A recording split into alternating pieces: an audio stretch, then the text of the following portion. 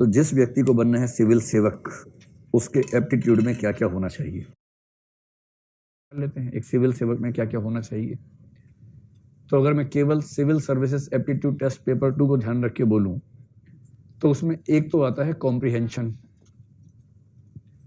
Comprehension आपकी अच्छी है या नहीं है, इससे आपकी कौन सी इंटेलिजेंस या एबिलिटी पता लगती है। लिंग्विस्टिक। तो पहली बात है कि एक सिविल सर्वेंट का जो भाषाई परिपक्वता है या भाषाई बुद्धिमत्ता है, उस दृष्टि से उस व्यक्ति को बेहतर होना चाहिए। क्यों बेहतर होना चाहिए, अभी देखते हैं। मतलब अगर मैं सरल सी भाषा में कहूँ ना, तो एक समय के बाद आपको केवल भाषा में ही काम करना होता है।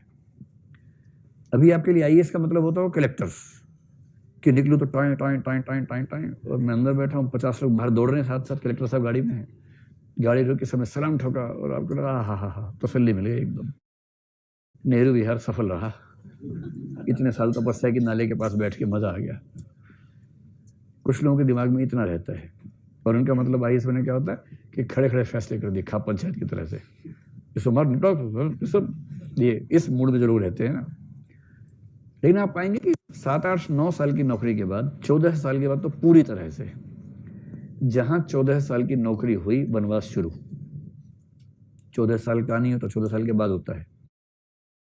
और वनवास का मतलब, अगर ये शौक है तामझाम वाला, वो सारा तामझाम खत्म, और फिर आपकी जिंदगी कटेगी फाइलों में। और उस हर फाइल की ताकत इतनी ज्यादा है जितनी ताकत जिले के कलेक्टर की बिल्कुल नहीं हो सकती। कलेक्टर तो बहुत चूहा टाइप का है, पिद्दी टाइप का है उसके सामने। उस फाइल में लिखा हो कुछ, कलेक्टर बेचारा खड़े होकर पढ़ता है, बैठ के पढ़ नहीं पाता उसको, इतना खौफ खाता है उससे। पूरी जिंदगी आपका काम है लिखना और ठीक से पढ़ना। हजारों रिपोर्ट्स आएंगी, वो सारी पढ़नी होंगी, उनका सटीक अर्थ निकालना होगा, नोटिंग करनी होगी, ड्राफ्टिंग करनी होगी। आपके लिखे हुए एक एक शब्द से कई हजार करोड़ का खर्चा हो जाएगा। और अगर लिखने में आपसे एक शब्द के अर्थ का मतलब चेंज हो गया ना, वो सरकार या समाज के संसाधनों पे बड़ी करारी चपत हो सकती है। इतनी सटीक भाषा होनी चाहिए कि आप जो लिखना चाह रहे हैं एग्जैक्टली वही अर्थ निकले। और दूसरा, अगर कोई रिपोर्ट पढ़ रहे हैं तो जो लिखा गया है एग्जैक्टली वही समझें जो लिखा गया है। दूसरा है जिसको आप बेसिक मैथ्स कह लीजिए या बेसिक न्यूमरेसी कह लीजिए, इसी में डेटा इंटरप्रिटेशन और डेटा सफिशिएंसी को भी जोड़ लीजिए। Basic maths, basic numeracy, data interpretation, data sufficiency. मैं जानता हूं कि आप में से कुछ बच्चों को इसका नाम सुनते बुखार होने लगता है कि ये क्या बात हुई, ये क्यों पढ़वा रहे हैं, हम तो आईएएस बनने आए थे, गणितज्ञ थोड़ा ना बनना है हमें। सबसे अच्छा मुहावरा है, हमें ज्ञानी नहीं बनना है, आईएएस बनना है। जैसे ज्ञानी बनना आईएएस बनने के खिलाफ हो कि अरे आईएएस बनने से ज्ञानी बन गया, अब तो ये अभी आईएएस नहीं बन पाएगा, ऐसा थोड़ा ना होता है। और कई लोग मानते हैं कि सब बेकार की बात है, लेकिन आप आईएएस बन के क्या करेंगे इसके बिना। परसेंटेज निकालनी पड़े तो उसके बाद आप कहते हैं, किसी को बुलाते हैं, भाई परसेंटेज निकाल दो जरा, भाई सब परसेंटेज निकालनी आ जाओ जरा। कैसे काम चलेगा।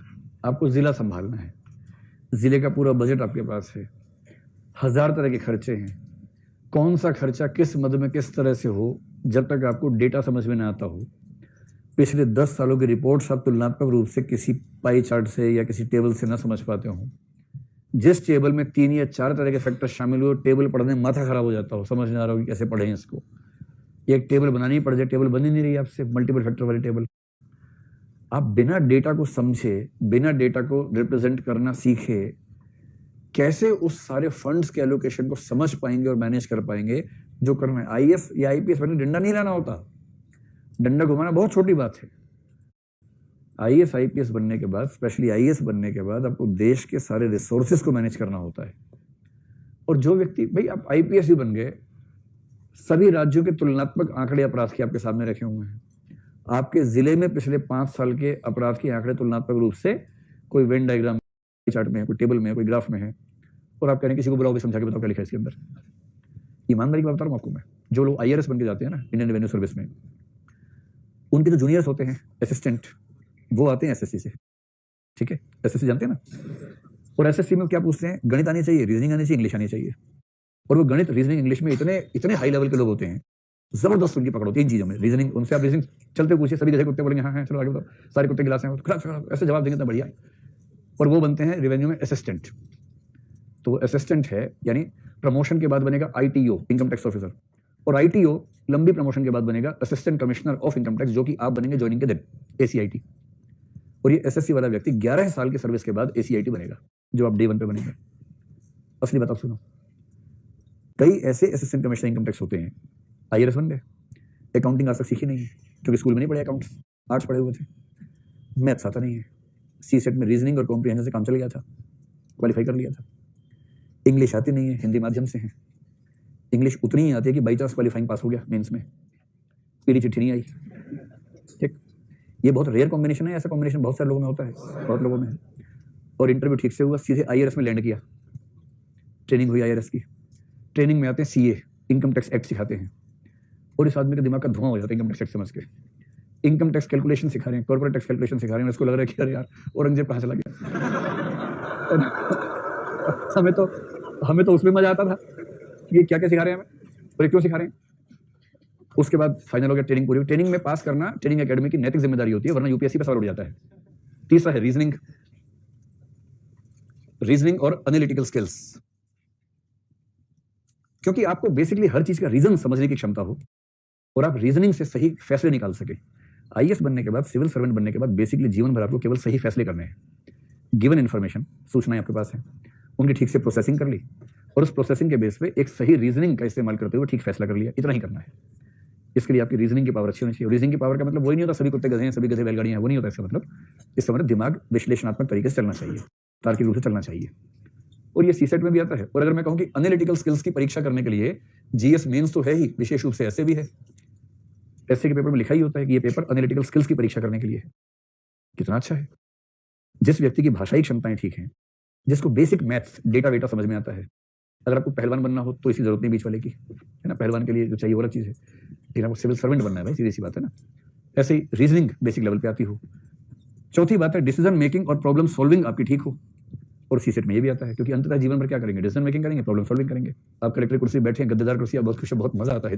फोन आया कि दंगा हो गया सर, आपने कहा तो चलना होगा, फिर तो तब तक दूसरा फोन आया, शहर के दूसरी तरफ एक और दंगा हो गया है, इधर सांप्रदायिक दंगा हो गया है, उधर जाति दंगा हो गया है, एक ही जगह जा सकते हैं, फैसला करो सर कहाँ जाएंगे। आपके रुको नोट्स निकालता हूँ, पहले बार नोट्स में मिली जरा कहाँ जाना चाहिए, ऐसे में क्या होगा।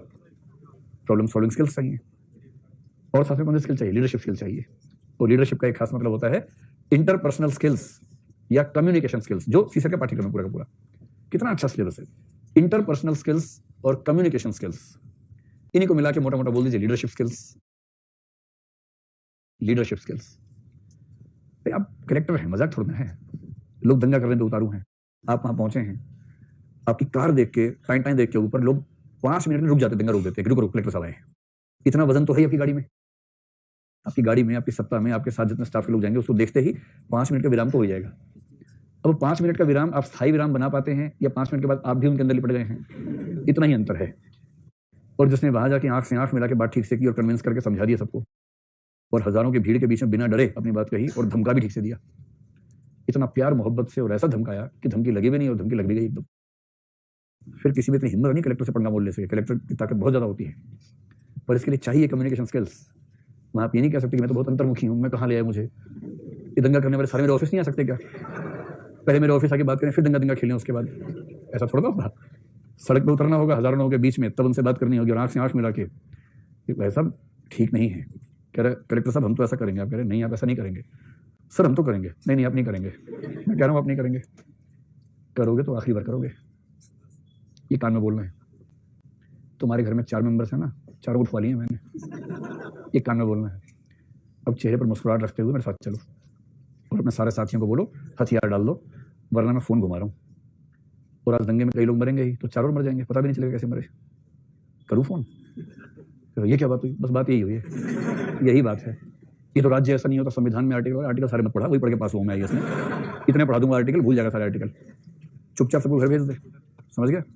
दूसरे धर्म वाला खुश हो गया, इधर तेरे घर के भी है मेरे पास, तो हीरो मत बन, इतना तोड़ूंगा, अकेले में बोला कि इतना तोड़ूंगा हड्डियां गिन नहीं पाओगे कि हड्डियां की पसली है, पता नहीं चलेगा।